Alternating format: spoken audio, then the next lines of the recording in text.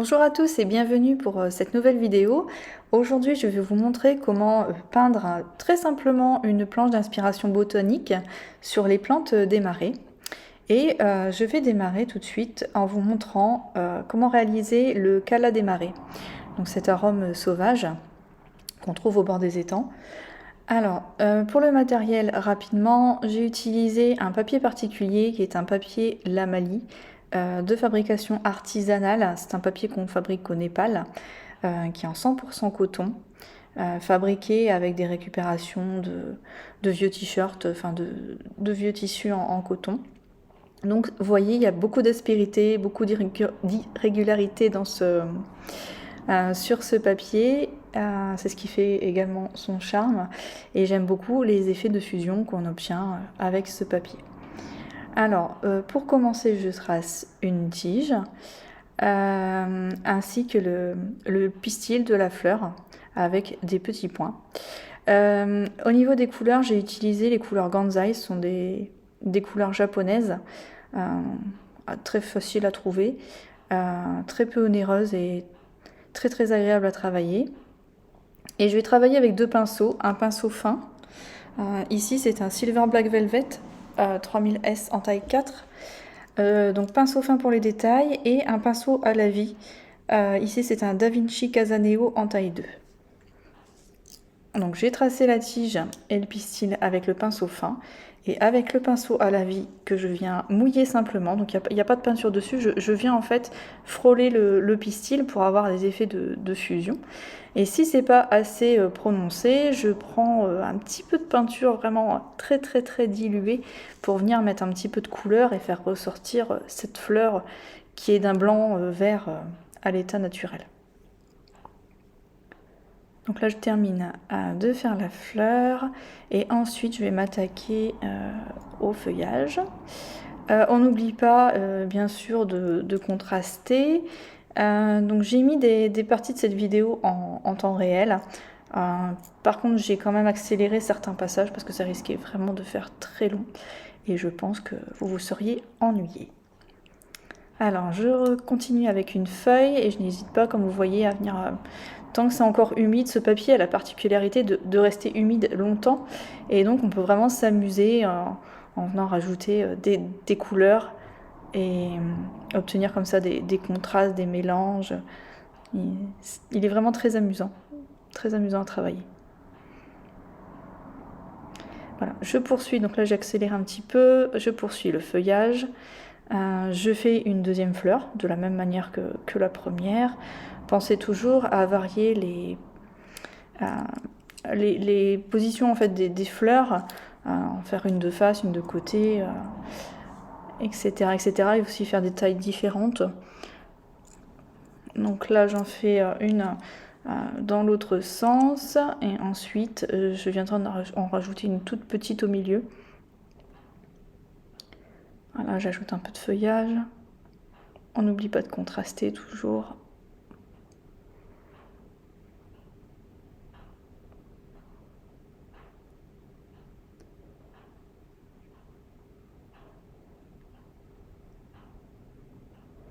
Et voilà, là j'ai ajouté la petite fleur, le dernier cala. Alors maintenant, on va s'attarder au roseau commun. Alors là, je vais avec le pinceau fin faire des lignes très fines, courbées, et qui se croisent.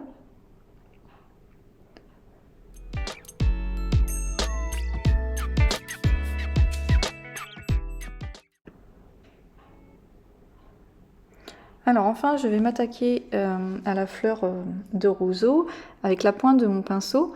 En ayant le poignet assez décollé de la feuille, je fais des traits vraiment très secs, très vifs, un petit peu dans tous les sens.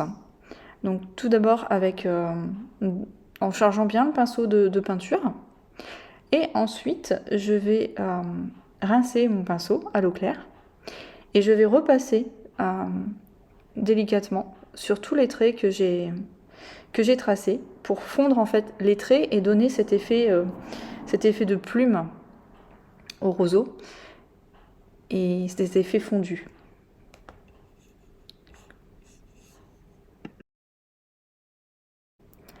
Et alors je viens ajouter de la couleur, toujours pour contraster et puis pour, comme mon papier est encore humide, avoir des effets de fusion. Allez, j'en refais un deuxième avec vous. Donc on détache bien son poignet de la feuille surtout, et avec la pointe d'un pinceau fin, on trace des traits très vifs dans tous les sens. C'est très important pour avoir un effet vraiment naturel qui reproduit en fait les mouvements du roseau avec le vent. Voilà, très vif. Hop. Et ensuite je vais rincer mon pinceau et je vais venir un petit peu flouter tout ça avec un pinceau mouillé. Et je n'oublie pas de contraster au niveau de la tige pour avoir des effets de fusion. Alors, comme je l'ai rappelé tout à l'heure, on varie la position des plantes, des fleurs. Et je fais cette dernière fleur de roseau avec vous. Voilà, peut-être qu'on voit un petit peu mieux encore le geste sur celui-ci. J'ai complété un petit peu le premier que j'avais réalisé. J'ajoute quelques retouches, voilà. Et après, voilà, avec un pinceau, le même pinceau, simplement rincé à l'eau. Voilà, je viens flouter l'ensemble. Et ensuite, j'ajoute de la peinture au milieu. La même peinture que j'ai utilisée pour faire les tiges au départ.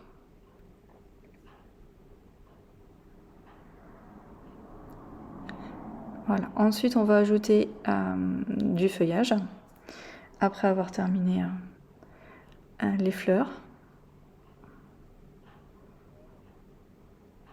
Voilà, donc avec le pinceau fin, des feuilles très fines. Pareil, on n'oublie pas de varier les verts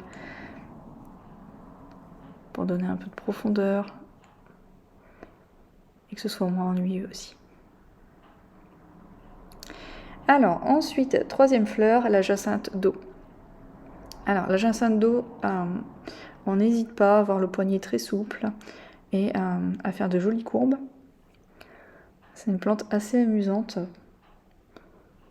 avec des espèces de bulbes, donc on est dans la rondeur. Donc n'hésitez pas à mettre l'accent sur cette rondeur dans vos traits.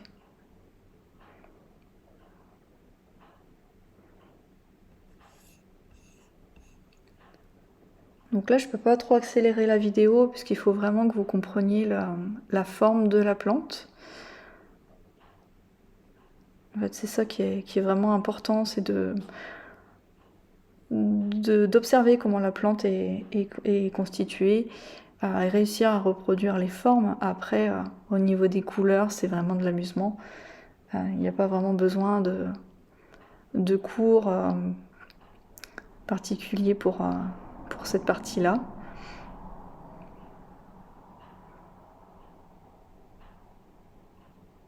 Donc j'ai d'abord dessiné les feuilles de cette plante.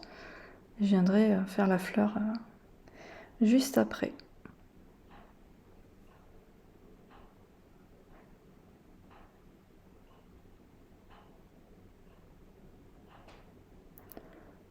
Donc vous voyez, j'ai toujours mon deuxième pinceau dans l'autre main. Je joue vraiment avec les deux pinceaux. Le pinceau à la vie vient me servir à faire surtout pour flouter, pour venir des fois retirer un petit peu de couleur quand je trouve qu'il y en a de trop. Après, tout dépend de la partie de la plante. Si c'est vraiment une partie très fine, très délicate, je vais utiliser le pinceau fin, bien évidemment. Donc là, oui, le pinceau à la vie me sert pour des plus grandes parties. Alors, une fois le feuillage terminé, je peux commencer à dessiner la fleur de la jacinthe d'eau. Donc je fais des petits V comme ça avec du violet, assez concentré.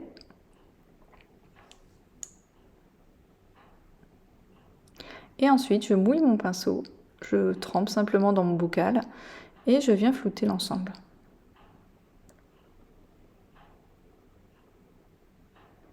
Donc là, on a à peu près la forme définitive de la fleur. Je viendrai certainement la modifier un petit peu à la fin. Et là, je vais rajouter donc du violet très concentré au centre des petites fleurs. Voilà. Je dilue encore sur les côtés.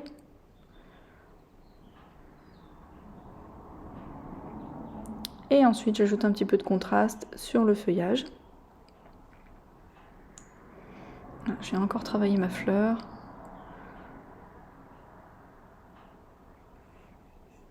J'ai rajouté un petit peu de jaune au centre des fleurs, mais finalement qui ne se voit pas au séchage. Après séchage, on ne distingue plus vraiment ces petits cœurs jaunes que j'avais dessinés. Alors, on continue avec la patience d'eau, avec des grandes feuilles. C'est une plante assez imposante. Voilà, donc là j'ai pris le pinceau à la vie puisque ce sont des feuilles plus imposantes. Je dilue assez ma peinture et je vais venir en fait à plusieurs reprises ajouter de la couleur sur le papier encore mouillé pour vraiment créer des nuances dans mon feuillage. Et je laisse une partie blanche au milieu pour représenter la nervure de la feuille et les effets de lumière dans le feuillage. De manière très aléatoire, il n'y a rien de calculé, je laisse vraiment faire la couleur et le pinceau.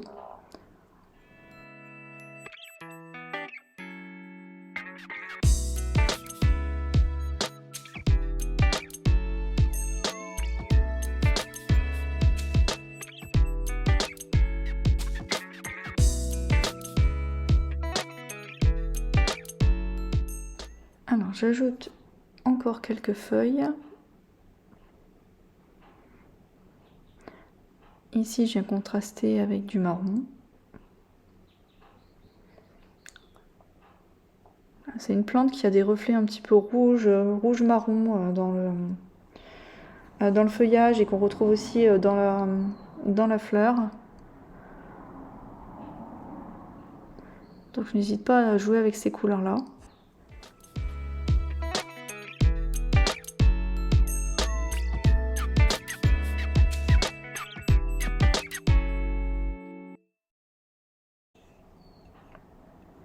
Vous voyez, je n'hésite pas à mélanger plusieurs couleurs. Ici, c'est un vert un peu plus émeraude que j'ai dû mélanger avec un petit peu de bleu, un petit peu de brun. Voilà, souvent j'aime bien ces mélanges de vert foncé avec un peu de bleu outre-mer et une légère pointe de brun, de terre de sienne ou de couleurs comme ça. Donc j'obtiens des verts très naturels.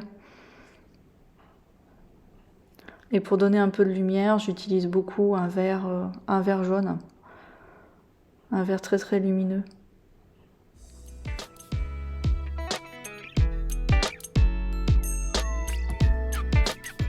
Maintenant, je vais dessiner les fleurs de la patience d'eau.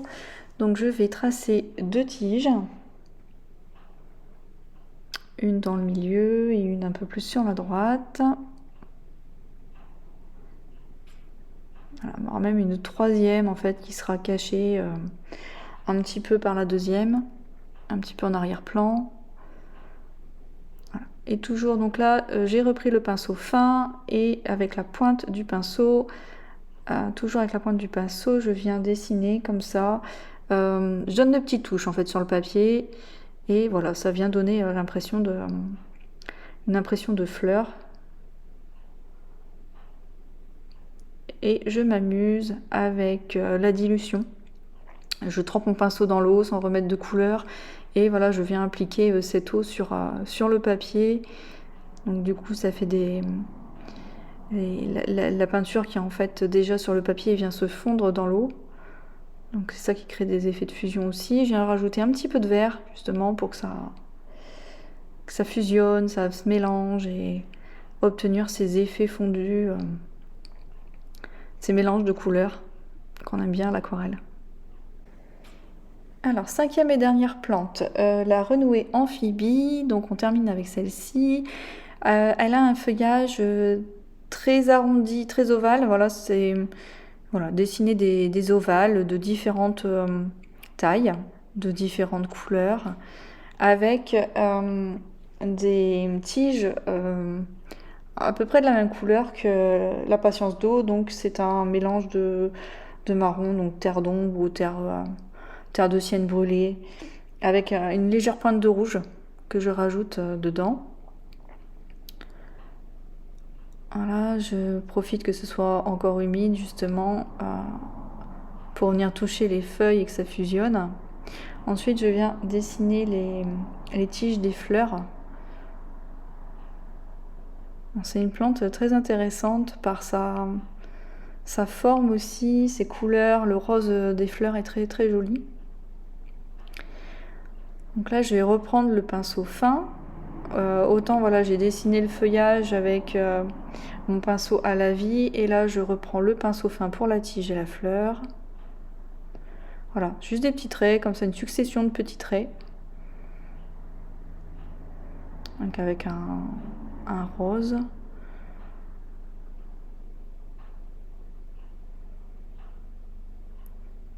Voilà, toujours pareil, je viens rajouter de la couleur. Un coup, je trempe mon pinceau et je viens frôler le pinceau humide sur la couleur pour que ça fusionne, pour que ça se fonde.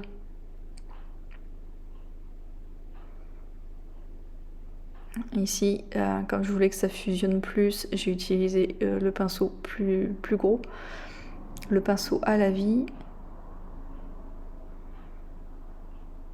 Je joue vraiment entre les deux pinceaux selon la texture que j'ai envie d'obtenir.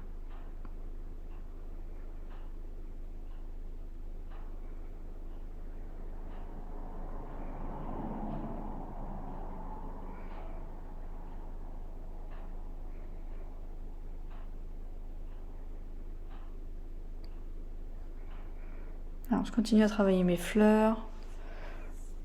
On essaie toujours d'avoir un côté à la lumière, un côté dans l'ombre.